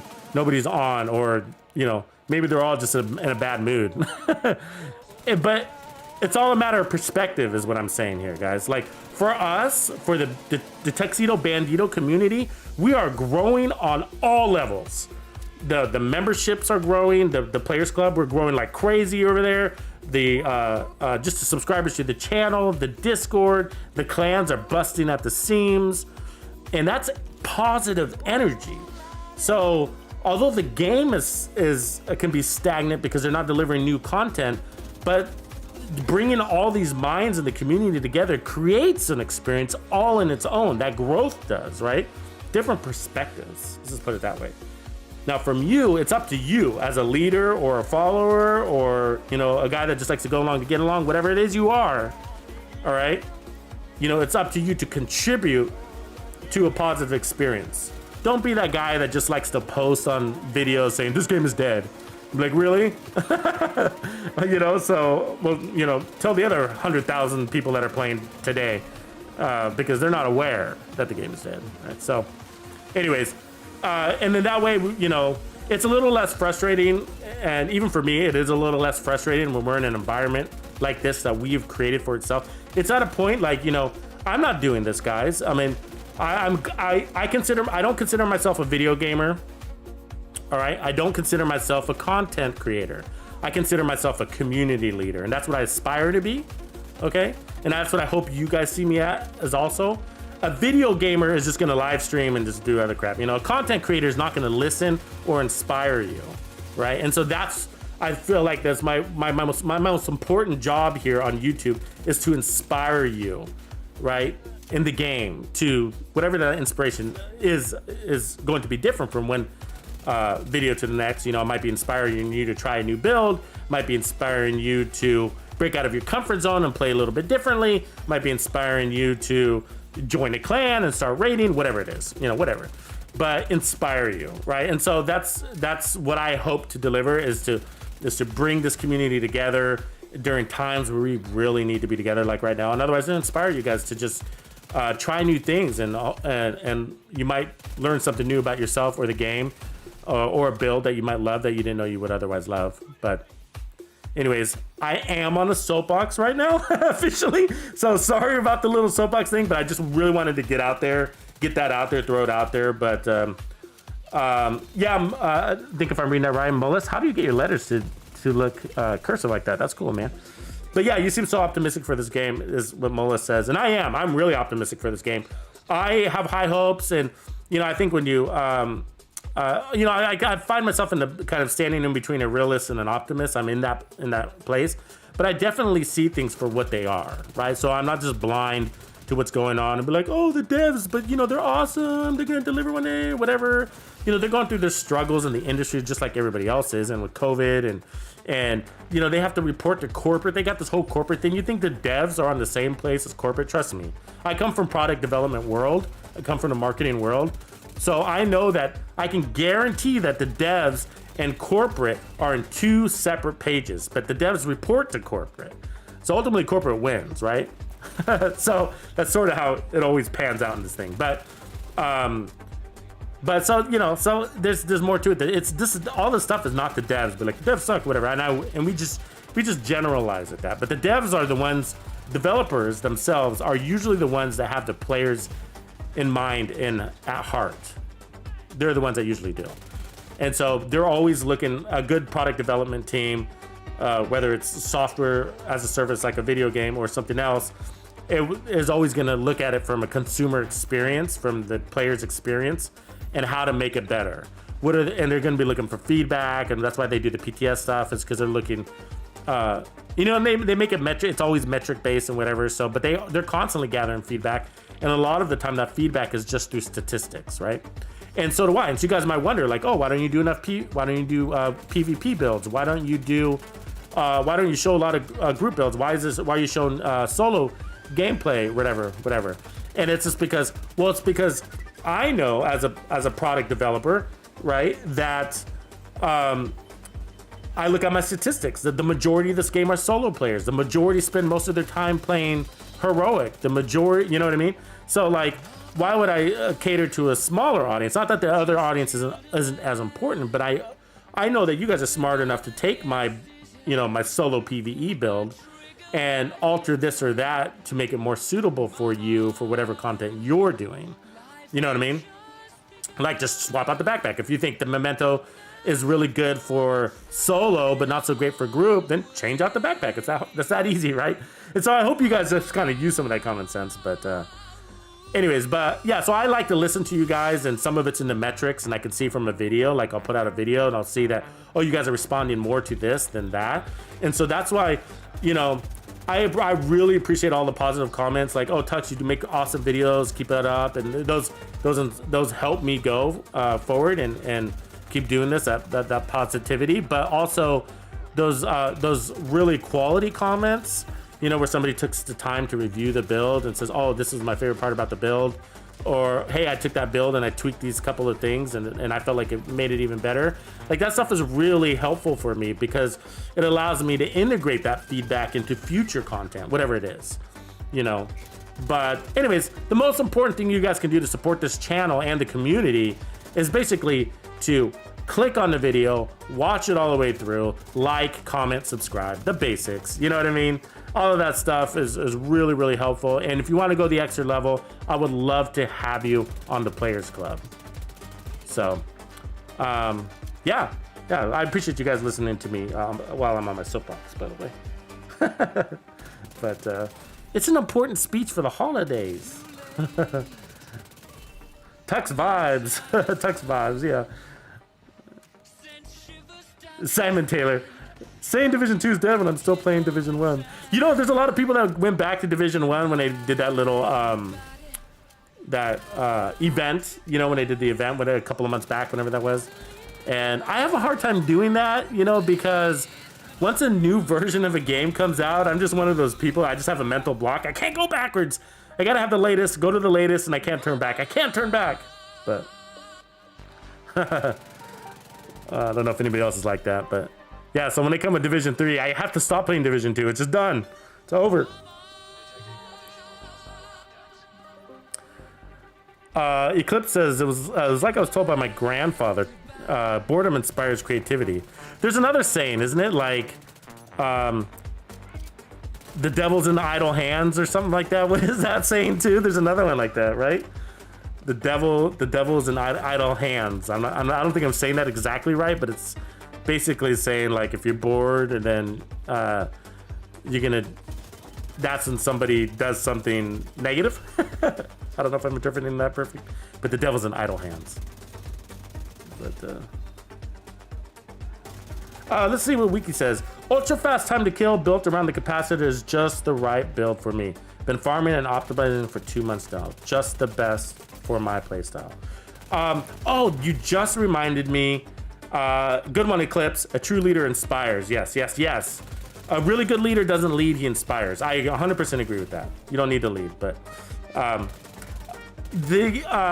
yeah, so the next build, And so that I'm going to be coming out as a classified build is the this amazing hybrid build. It's really, really amazing. And it's one of these builds that, did you guys see how fast I just cleared those fools out? That was pretty quick. Let me rewind that real quick. So 4538. Let's see here. There we go. So I went a little farther backwards, but it'll jump back in about 20 seconds. But this next one's really high. So do you guys remember that that build that I just declassified where I put, so check out this this series of kills here. This is gonna be incredible. Golden bullet's on, but the build still shreds. Where I had 360% crit damage on a 6 skill tier hybrid build. Well, I found a way to do 260%, give or take a few percent, 260% on a capacitor hybrid skill build. So that's pretty freaking high. And so if you know the capacitor well enough to know that it shreds, like it shreds. So you guys know, like, any skill build north of 100% crit damage using the capacitor. So any capacitor build north of 100% crit damage cuts, shreds hard, okay? So it doesn't take much for the capacitor, and that's because A, it's got really good weapon handling on it. It's got 10% weapon handling mod on it. Also really good base of crit chance of crit damage already on it, but it also has double stacked multiplicative damage of damage to armor and damage to health. So that's why it does really, really, really well, if you've ever wondered. And so when you're adding crit damage to the capacitor, it doesn't need much, right? And so you only need basically 100, between 100 and 125%, and you're golden. You're feeling really happy with that. Well, imagine what 260% feels like on the capacitor. And this isn't like, there's no trick to it. There's no vindictive. There's no using the pistol to proc perfect finisher or anything like that. It is straight up crit damage. Max crit chance, max crit damage, 260 bits, straight up. There, 100% of the time. No procking. Nothing to proc it. 100% of the time, 260% crit damage. 6 skill tiers. 6 skill tiers on top of that.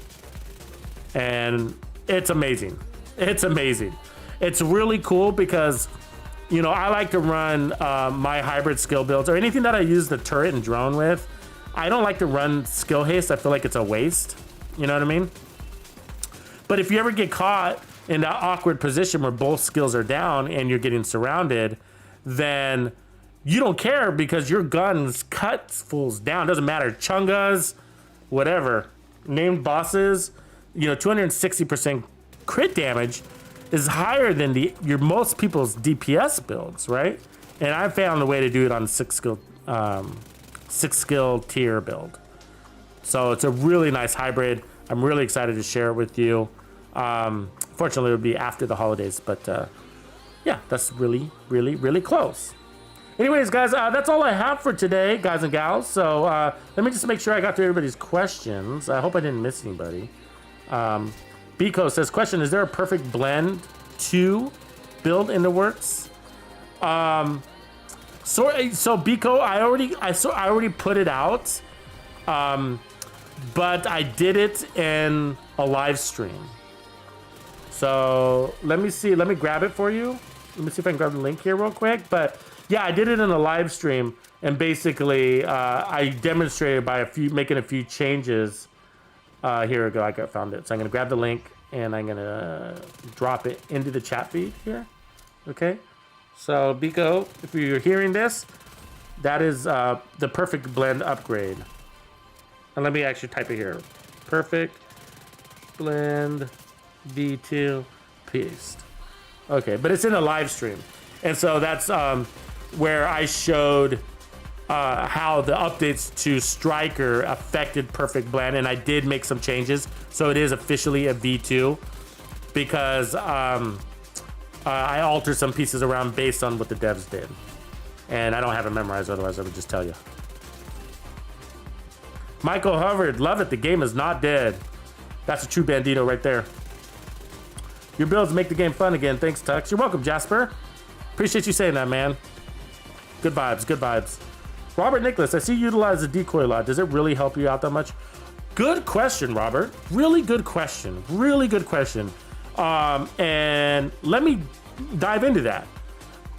Flat out, I'm using the decoy right now. Okay, and I played around with this build, okay? So this is what I'm calling the new meta build. Oh no, this is part 2. This is new meta 2. Okay, you guys gotta watch this live stream, all right? So the link to this live stream is in the description area of this video, but I'm gonna grab it also here, and then I can answer your questions. So give me a quick second here. So this is called Meta Millionaire. Okay, let me type it out here. And there's 2 builds. All right, so I can type it and then drop the links to that. So watch that one right after this video. You need to watch it because I go into why these builds, you do keep in mind I'm farming these events, so I'm using them in events. So you got to kind of look in between when I have the golden bullet, when I don't. But I will do official build videos on these, so you know. But I just wanted to get this stuff out there so that you could use these builds during the event. I implore you to do that, okay? Use these builds during the event. You will not be disappointed. The build you're seeing too is the second build in that video, okay? And basically, both of these builds are representing what I am not proposing, but what I am predicting are going to be the new metas in the game.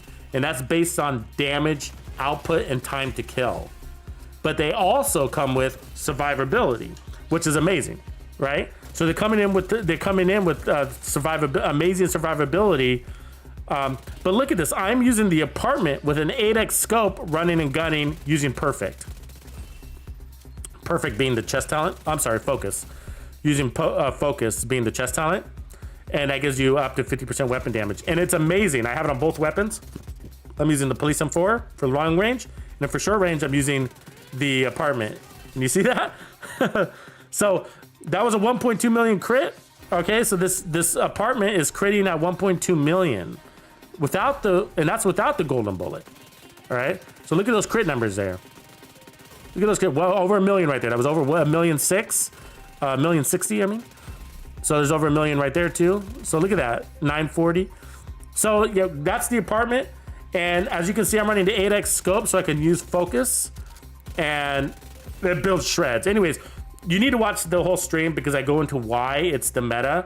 And it's not just me saying that. This is based on some Reddit conversations with a lot of the community agreeing to that. And the mathematics are actually there and shared. So there's a lot of transparency around it. And I altered it just a little bit to make it more of a run and gun build. So I put a little Tux sauce on it. But okay, going back to the decoy. So I tried with a few things based on adding survivability, like I put on some the fixer drone and whatever. But because you're killing so fast, you're better off with just time to kill, you know. And then if and this build's not utilizing the memento. No, wait, this one is. Is it? It is, right?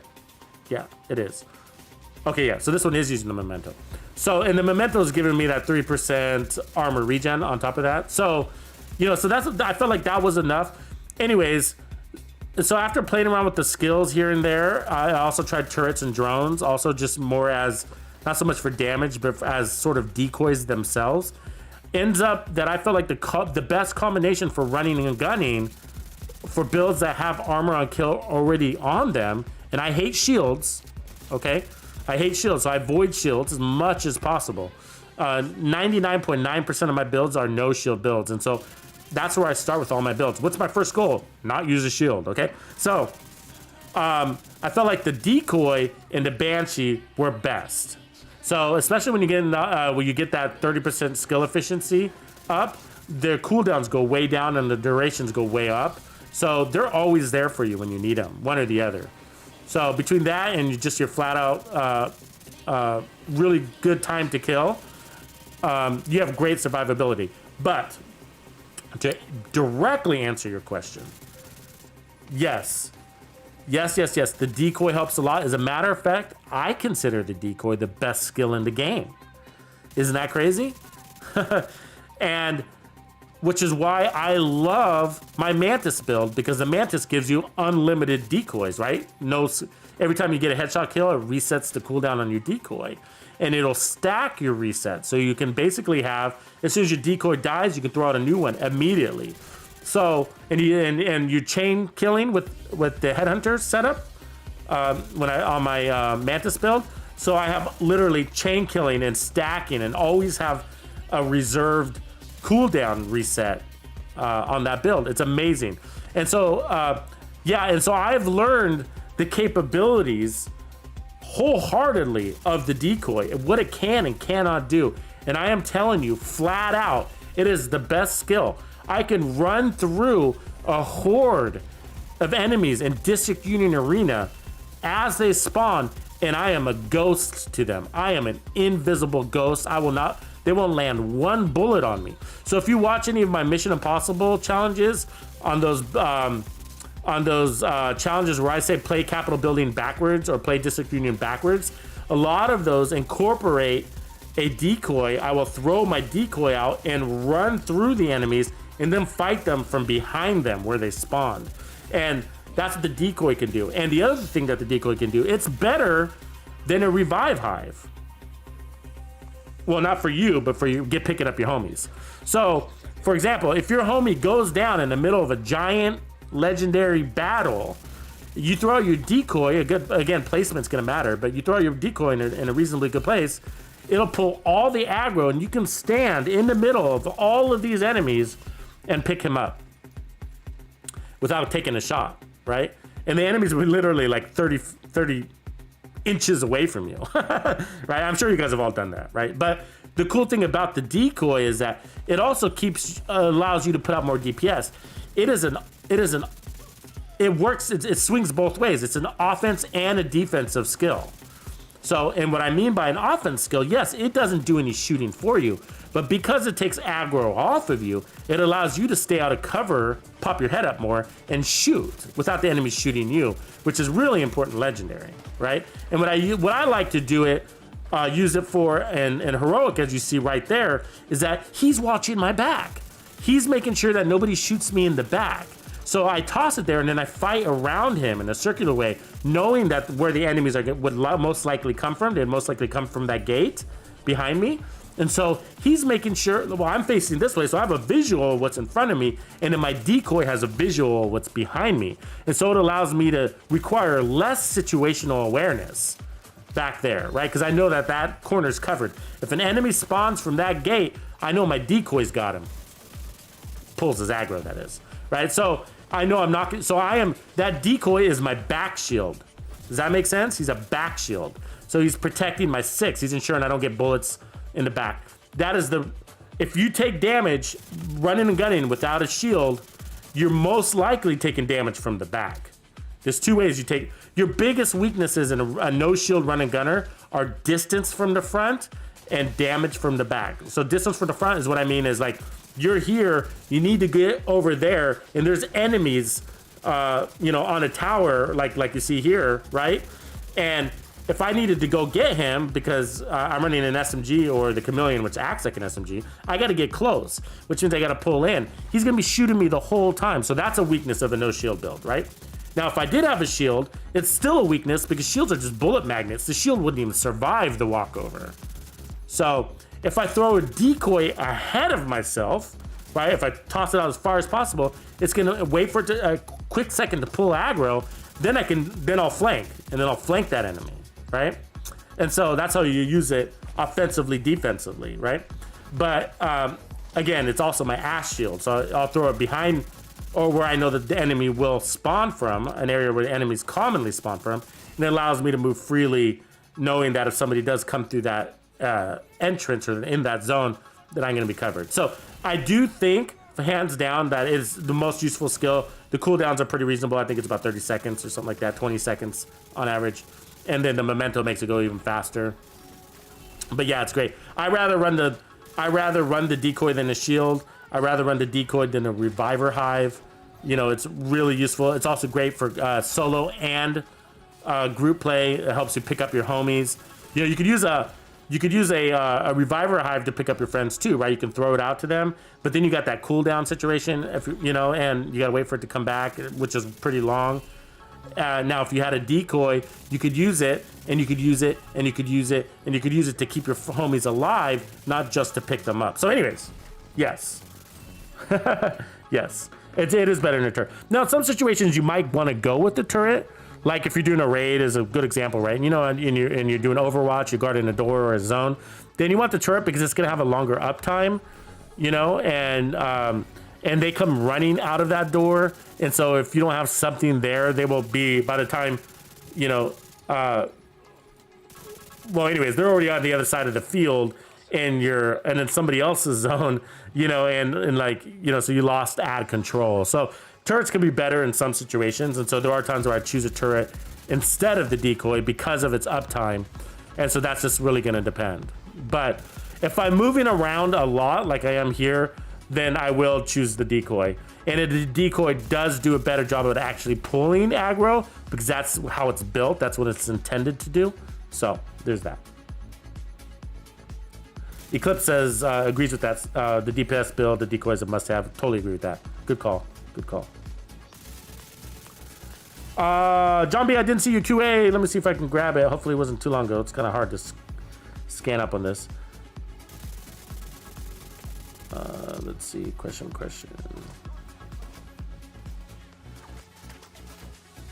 Oh, Malice, I appreciate you complimenting the live stream, man. Thanks for that.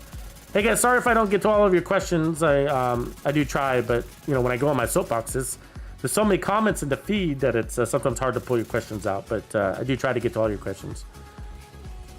Simon Taylor says, Tux, what gear set you want to get reworked next? Good question. I think ongoing directive needs a good rework. What do you guys think? For me, it's a little bit buggy. That's why I don't like it. Doesn't work as well with. It should work perfectly with Ridge Race Pride, and it doesn't. So, what else? I don't know. There's some that are like, what's it called? The Hunter's Fury is like in a perfect place. There's not much to do there, right? It's like it is optimized. So, I mean, and I like Foundry. Foundry's good. What else do we got?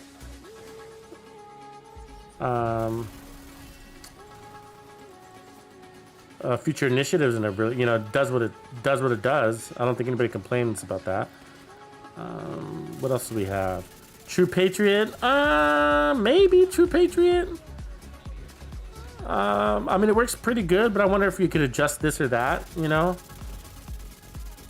It's not bad though. I mean, it's pretty good. Gosh, I don't know. So I feel like ongoing directive is. What am I missing? Which set am I missing? Oh, Tip of Spear. That's the one. Tip of Spear sucks.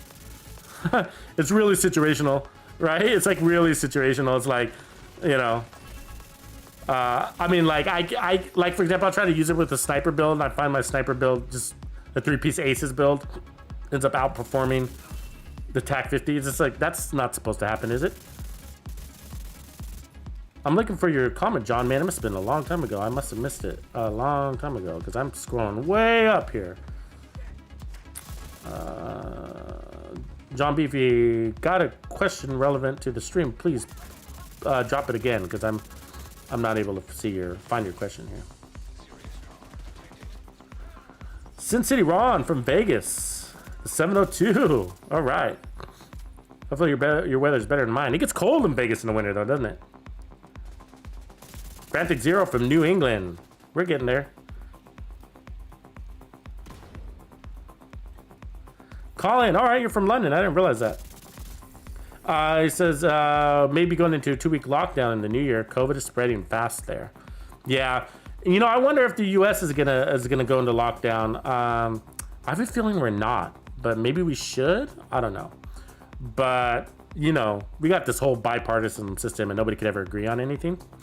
So, and they politicize the virus, right? So it's all political.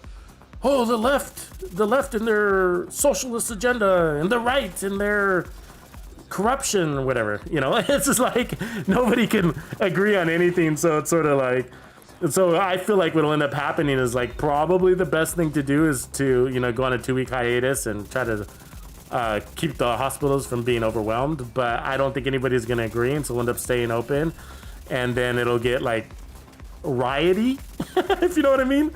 A bunch of weirdos out there protesting the country from closing down, and other people protesting that we need to close it down, and it'll just get kind of weird and awkward, and then months go by and the disease is spreading and everybody's like, what happened to America? What happened to America being leaders of things?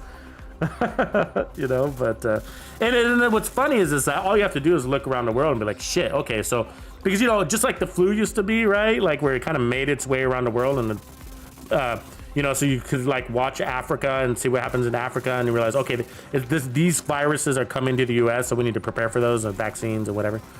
And you know, so I feel like that's the same thing, right? You just look at Italy, look at the UK, look at the Netherlands, and that means it's headed this way, right? Watch the current, you know? And so all we have to do is brace ourselves now and prepare ourselves now, but I don't know, we'll see. But yeah, I know those viruses, you know, I think they're pretty nasty little things. So I do whatever I can to not get the COVID.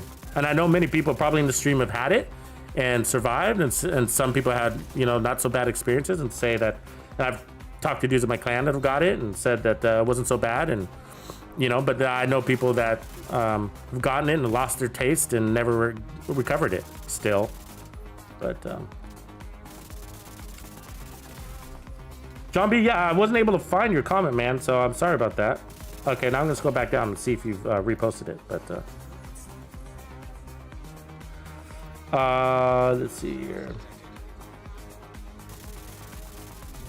Colin, good call. You know, Colin says rework the flame turret so it targets your enemies. You know, and I used the flame turret for like basically the first time ever in one of the raids, just to throw it out the door, just to try something different. And I couldn't get the targeting correct. It was always facing the wrong direction, you know? And then I was like, oh, you got to turn it on and turn it off, turn it on, turn it off. I was like, oh, that sucks. Why can't it just stay on like a normal thing and have its duration and whatever? Yeah, that could use some help. I think we could use that reworked. I would love those. I think whoever developed the healer traps should get fired. Just kidding. That's mean. But they need to be reworked. How did that one slip through the cracks, right? That was a horrible skill. Oh, it was a horrible skill. This doesn't make any sense. It's just, it'd be like, well, all the other healers, I mean, you got the chem and the hive, those just both work better. And the only way to get that hazard protection is if you're on an overcharge, right? So it's like, you know, not helpful at all. It's so situational, you know, but whatever, it's squeezed in. But that could use a rework. It's a waste of a slot. But there's some skills I love, though, you know, like the sticky EMP. If you don't have that, you should try to get it. You have to, there's only certain situations, seasons that allow you to refarm those activations, but that's one of my favorites to use. It's really helpful. Like when you're fighting those boss drones at the end of Roosevelt Island, you know, you just tag them with that, and they're just helpless. Makes it so much easier.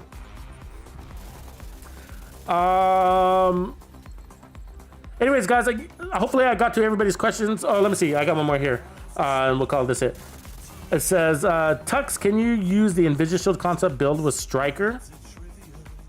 Yeah, actually, you can. Now, the thing about Invisishield, okay, is that it's sensitive. So if you guys don't know Invisishield is one of my exclusive build concepts. And it's based on, it's a defensive system based on layers. So it's a layered system of defense, of protection. And it's what allows you to basically run and gun without a cover. So it's max out of cover type setup, right? And so, but with Invisishield, it's really sensitive. A lot of it is about like not perfectly, but fine tuning how things are working together. So you could use, for example, let me give you an example, okay? So you could build up some repair skills on your build, right? But in order to give your repair skills, because in order to make repair skills strong enough to run and gun, you got to really get up there, right? And if you've seen my income and repair builds, that's what I mean, like 160% income and repair on top of whatever repair skill mods. And so you got to really get up there. And so with Invisishield, in order to not overly stack up your heals, what you do is you add something like bonus armor, like Adrenaline Rush or even Bloodsucker if you want to go that way. But by giving yourself that layer of bonus armor, it gives your heals time to heal you underneath that bonus armor. So you're taking damage and you're rejuvenating your basically your shield, which is your bonus armor, and while your heals are healing you. And then on top of that, you have 10% armor and kill, which puts those heals a little, like sort of on a little mini burst of overdrive every time you get a kill. So that's an example of an Invisishield system. And so there's different versions as I've modified it and played around with it. But so the challenge with Striker, going on to, who asked that question? Guyver. So the challenge with Striker is that it's a brand set.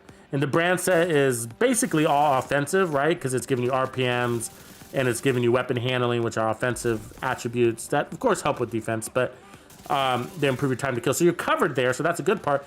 But you lose so many slots on a gear set that it then becomes a little bit difficult to fine-tune those things, right? So, but it's possible. I haven't done it yet, and so I'd have to experiment on how to do it. But I'm assuming you'd want a 4-piece Striker with that setup, where in order to buy the slot space to create a true Invisishield concept, you might have to sacrifice a Striker piece and drop down to a 3-piece set. I'm speculating here, there's not facts, and then you're taking away a lot of damage. And so these are questions you have to ask yourself, like, ooh, all that amplified damage is gone now because of this. And so do I want to, am I in balance or am I out of balance? Does my time to kill go down so much that all of a sudden the Invisishield is less purposeful because my time to kill isn't there? So in order for it to make sense, your time to kill needs to be reasonably high. Now, it doesn't have to be the highest in the game. That's not the point of an Invisishield concept. It's about in balance. So it's your offense in balance with your defense, it's your shields in balance with your time to kill. And so that would be the objective. But yeah, it's very much possible. You know, I would look, actually I have some ideas, but I'd have to explore them. I would need something that gives us bonus armor on the front side, like on the off of the chest or somewhere.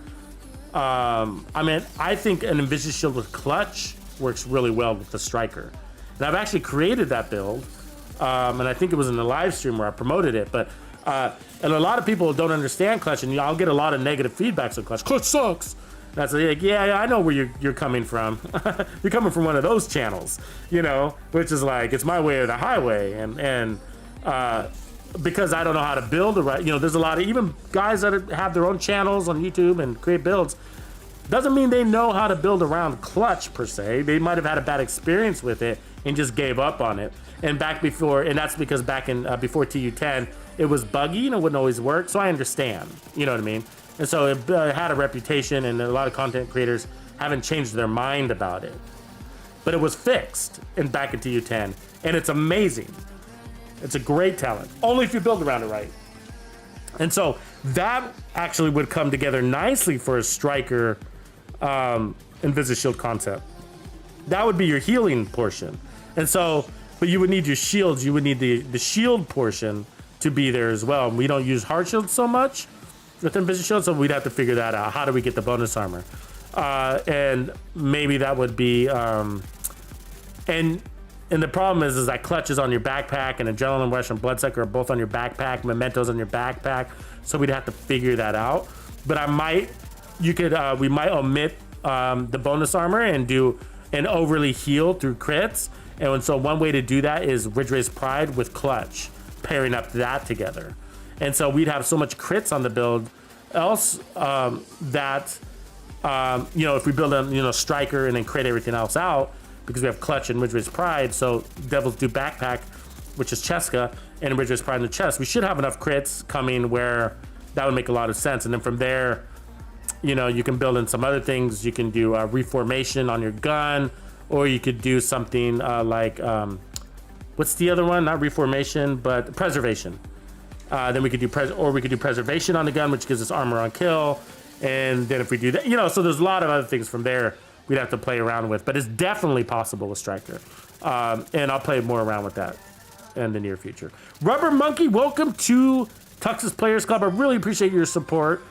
And you are a true bandito. I love it. So If you guys didn't know, classified builds are secret builds made just for Tux's Players Club, true and hardcore Bandido member level. So Rubber Monkey signed up as a true Bandido, and so he gets access to these. And these are extra builds I make as a thank you for supporting me and the channel, and therefore the entire community, because that's what I aspire to do. I build and support the community. So if you want to tap into these secret builds, just click this link I'm about to drop here, and also have links in the description area too to join. So I hope to see you guys on the members level, and I really appreciate you, Rubber Monkey, for joining in. Merry Christmas to you. Rick McGuire, Tip of Spear with demo. Yeah, Tip of Spear. Yeah. With Demolitionist, great for unlimited tardigrade. Not much more. Love it. Gunner81, try living in Wisconsin. I hear you, man. Flat and cold. Have a good Christmas eclipse. Appreciate you guys with that. Appreciate you guys all for making this live stream. Look forward to some really cool content. I have a lot in the works, and we do have the holidays, but in and around that, I will be dropping all these new builds. I got all sorts of builds for you guys. Looking forward to that. So some for the general public and others for exclusive to the Players Club. So both sides, lots of content coming. Look forward to sharing with you. Until then, peace, Bandidos.